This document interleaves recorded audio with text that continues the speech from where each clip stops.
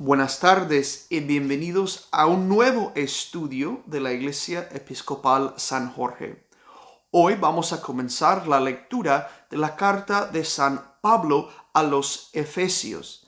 Quiero invitarles a compartir esa lectura y estudio conmigo porque Efesios es una de las cartas, según mi criterio, más elegantes y bonitas en todo el Nuevo Testamento. A pesar de que hay una expresión en español de que algo es un adefesio, algo de mala forma o mal construida en base del nombre de esta carta, realmente su mensaje es inspirador y el texto de Efesios tiene mucho que enseñarnos sobre el plan de Dios para el universo, para la iglesia y para cada uno de nosotros. Pero antes de comenzar la lectura, vamos a pedir la dirección del Espíritu Santo para que podamos estudiar y aprovechar de la lectura de esa palabra de Dios. Oremos.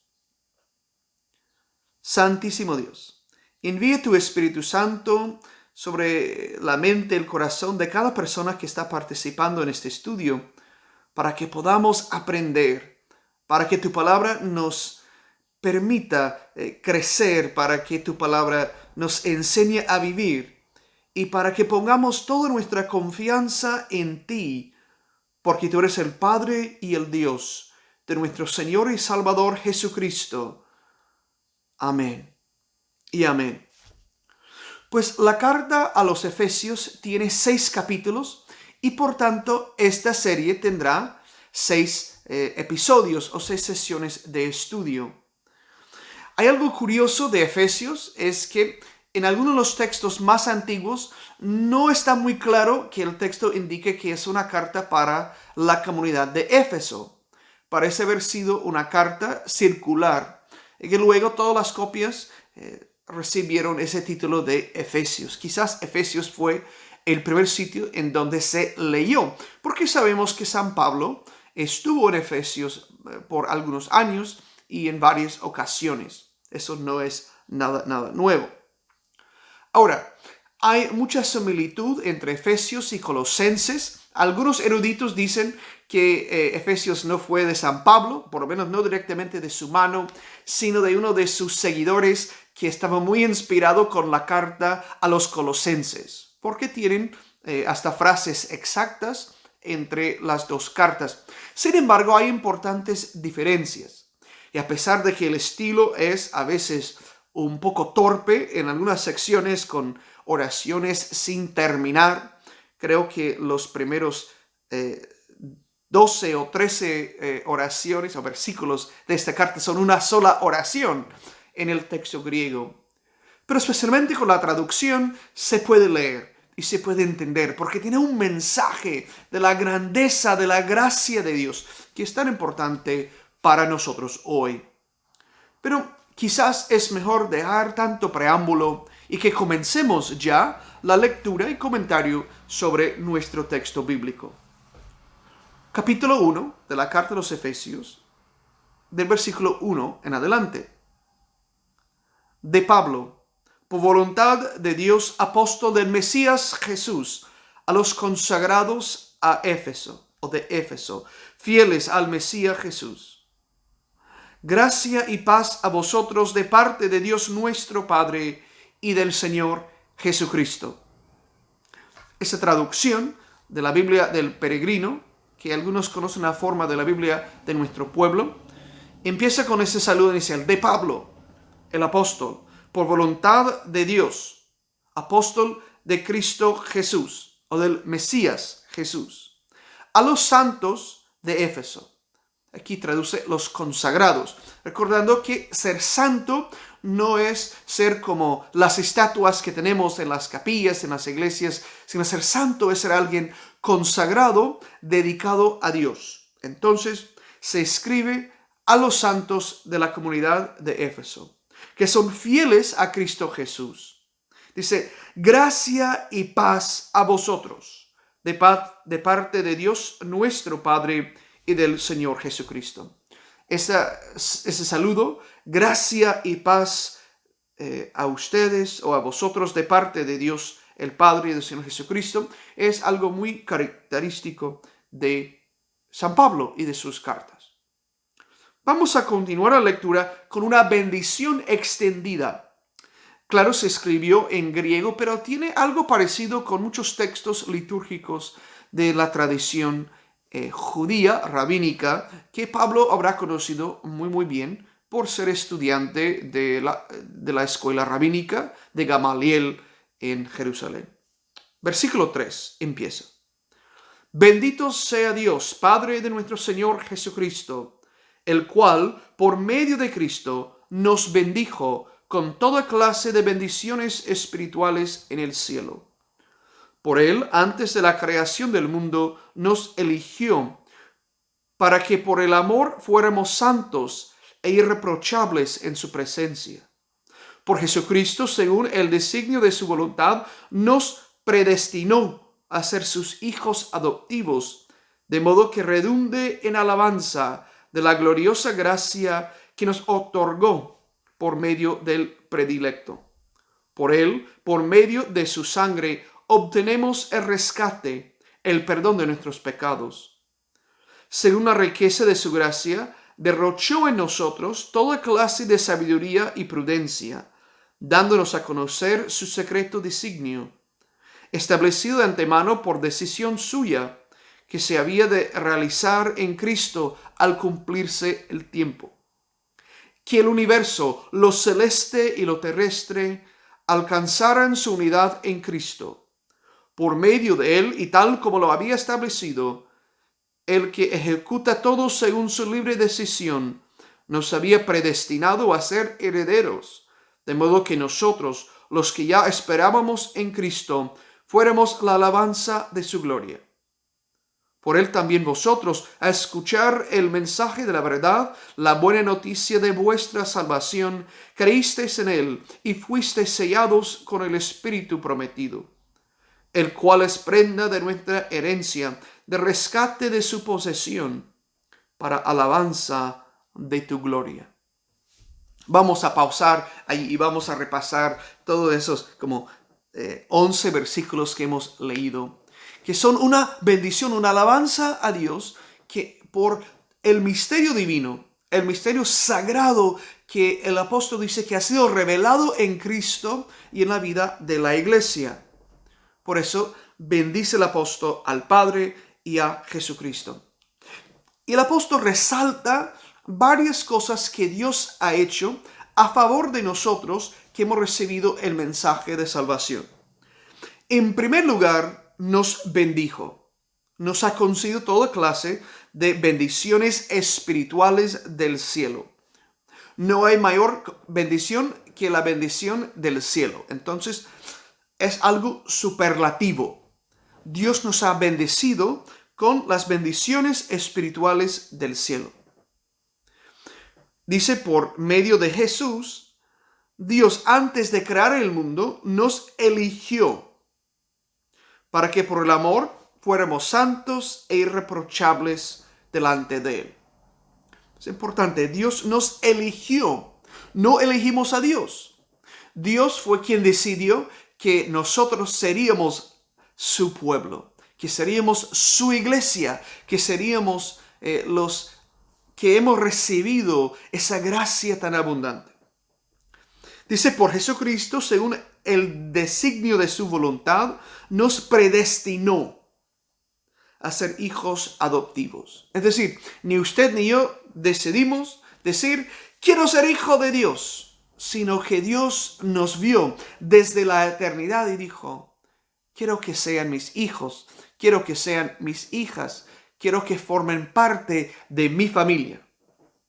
Antes de que hubiéramos hecho ninguna cosa, antes siquiera de nacer, es decir, sin mérito alguno de nuestra parte, pero por la voluntad de Dios, con el fin de redundar en alabanza.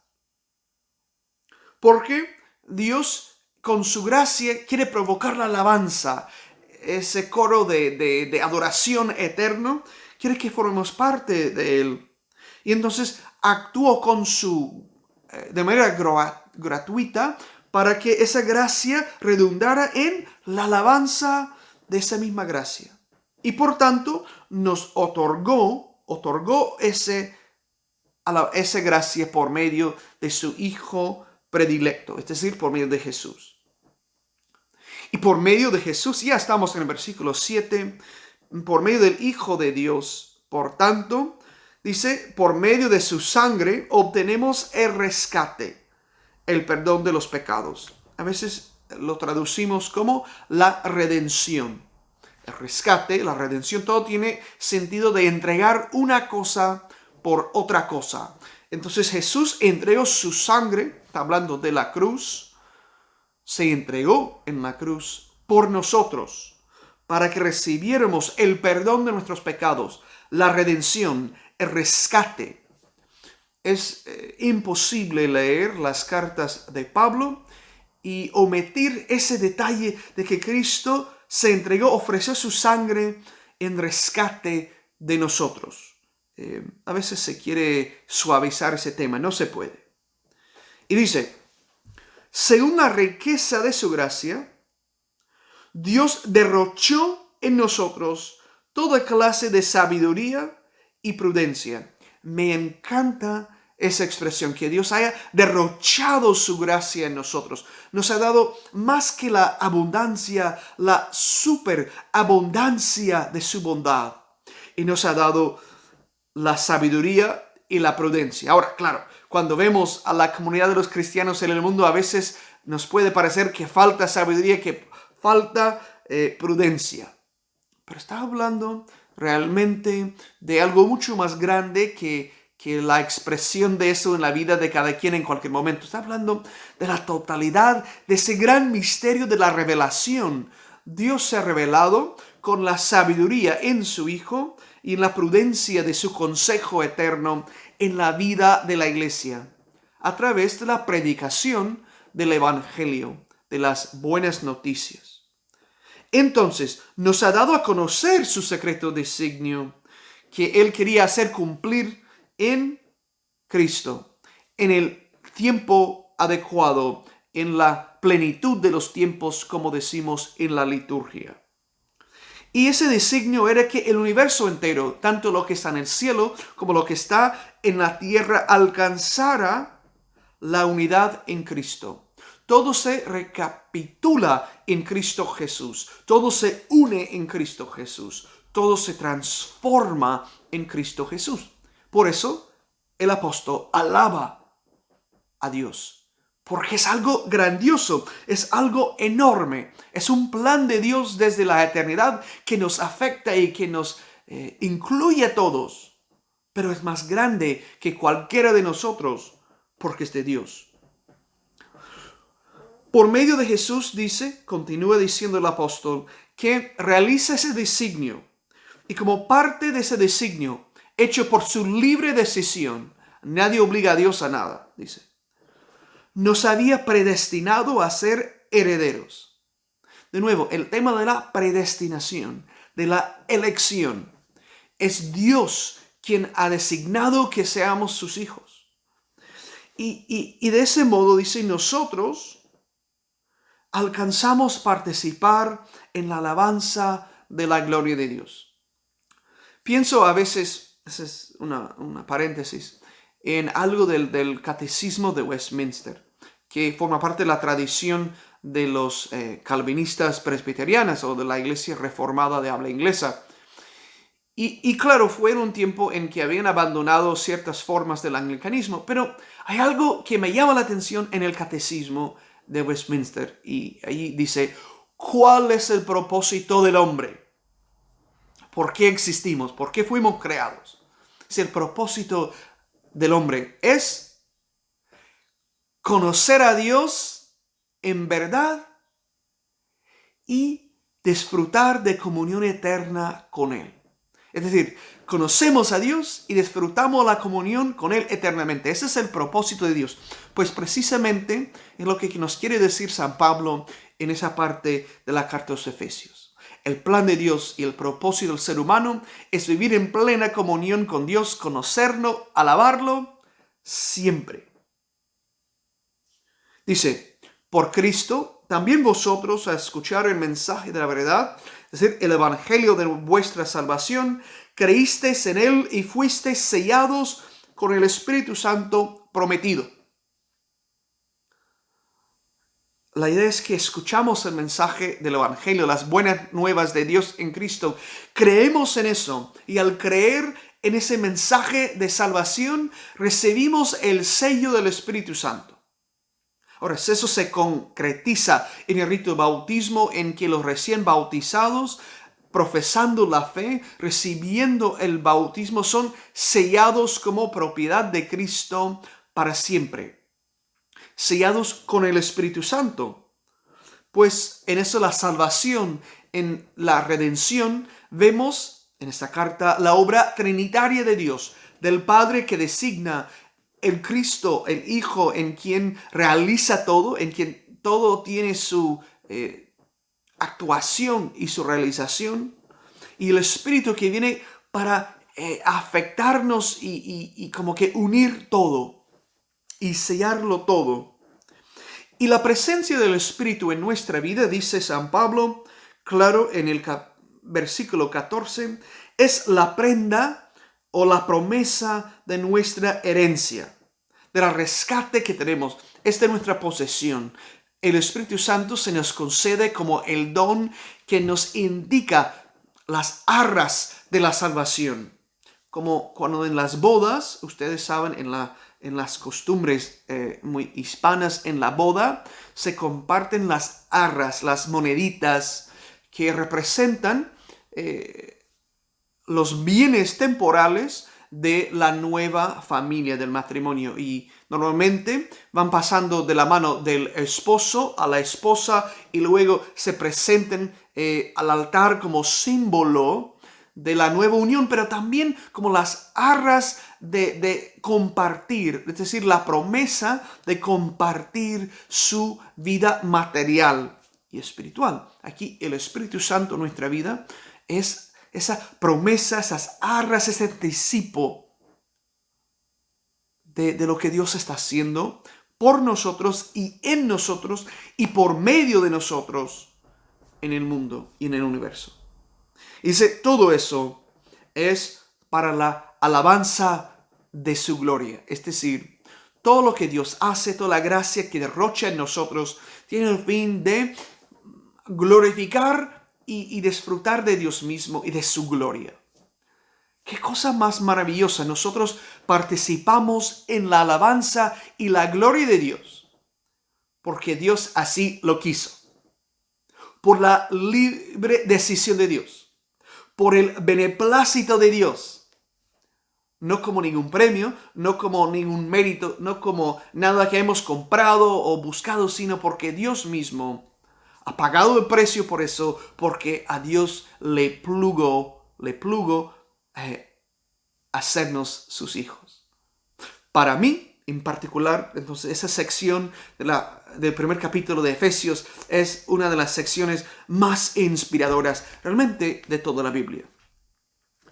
Pero ahí no termina el capítulo, porque continúa con el versículo 15, en donde también el apóstol comienza a explicar el significado de toda esa bendición sobre el misterio de Dios.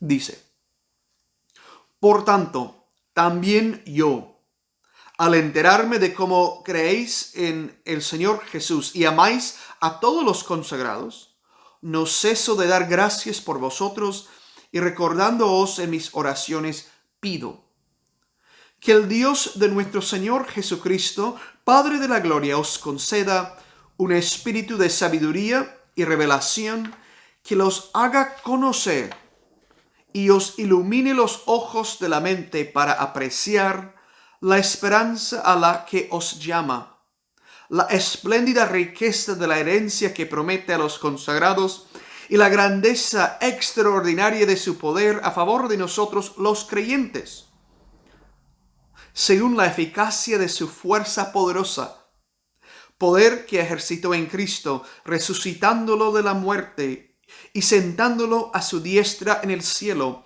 por encima de toda autoridad y potestad y poder y soberanía y de cualquier título que se pronuncie en este mundo o en el venidero.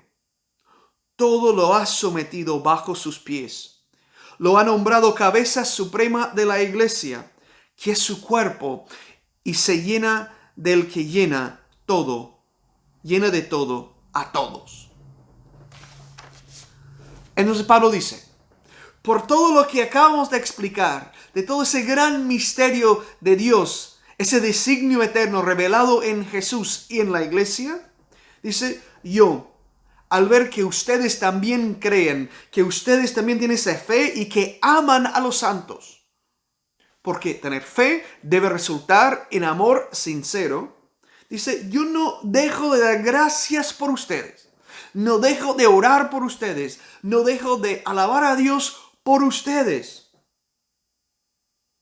Y pido que el Dios y Padre de nuestro Señor Jesucristo, el Padre de la gloria, esa gloria que vamos celebrando ya en ese capítulo, que les conceda el espíritu de sabiduría y revelación. Que Dios permita que conozcan y que Dios les ilumine los ojos para que puedan apreciar esa esperanza. Que puedan apreciar a lo que Dios los llama. ¿Y qué es esa esperanza? Es la espléndida riqueza de la herencia de los santos. Es decir, es la realización de ese designio de Dios. De participar en esa gloria de Dios. Es decir, esa esperanza que tenemos de encontrarnos con Jesús en la plenitud de los tiempos, en la plena comunión con el Padre y con el Espíritu Santo, con todos los santos eternamente. Eso es lo que a quien Dios nos llama. Y por eso el apóstol oraba por los santos en Éfeso, porque creían en eso, porque compartían esa esperanza con Él, nosotros también. Porque dice que eso es para los creyentes. Es una grandeza extraordinaria ya a favor de los creyentes. Y que Dios está a cargo de hacerlo cumplir. Y Dios ha mostrado ese poder de hacerlo cumplir resucitando a Jesús de la muerte y haciéndolo ascender a su diestra. Como decimos en los credos, que Dios lo hizo que Jesús ascendiera y se sentara a la diestra de Dios Padre. Eso es la muestra del cumplimiento del designio de Dios. Y que por estar a la diestra del Padre, Jesús está por encima de todas las autoridades, de todas las potestades, de todas las supuestas soberanías de este mundo, dice incluso del mundo venidero. No habrá nadie más alto que Cristo. Y Cristo está a la par del Padre. Y los dos están unidos por el Espíritu.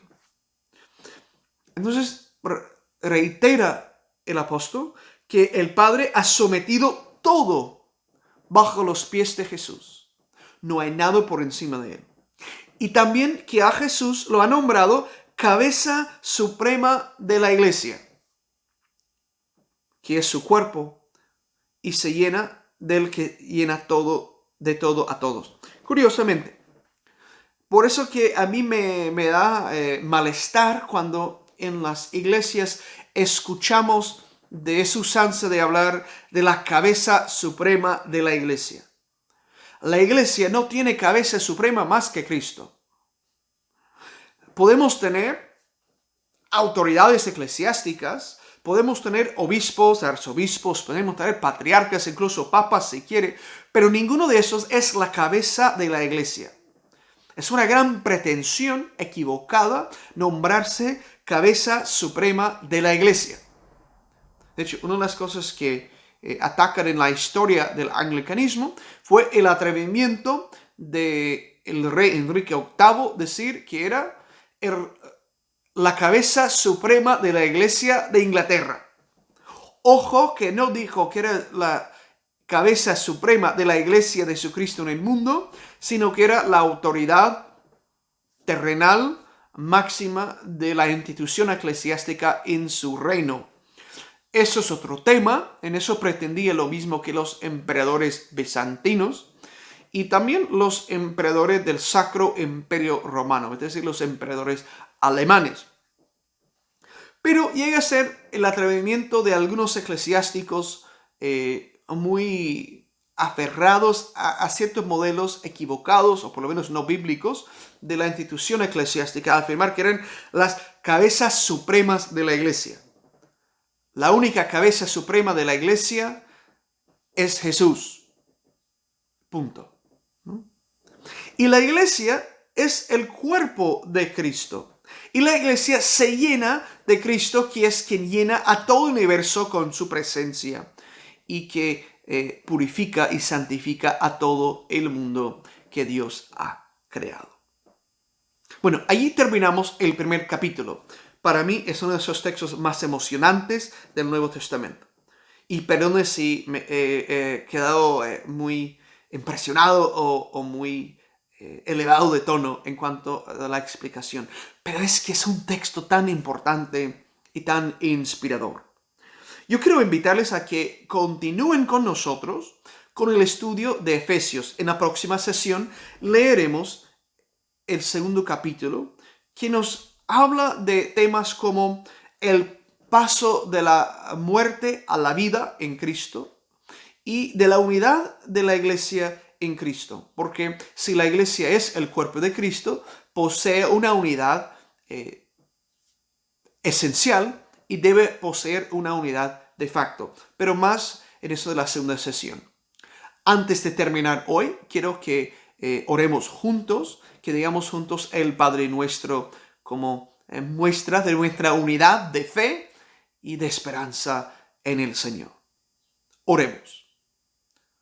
Padre nuestro que estás en el cielo, santificado sea tu nombre, venga tu reino, hágase tu voluntad en la tierra como en el cielo. Danos hoy nuestro pan de cada día. Perdona nuestras ofensas, como también nosotros perdonamos a los que nos ofenden. No nos dejes caer en tentación, y líbranos del mal, porque tuyo es el reino, tuyo es el poder, y tuya es la gloria, ahora y por siempre. Amén. Muchas gracias por su tiempo, y de nuevo ojalá sigamos todos leyendo la carta de los Efesios la próxima semana con el capítulo 2.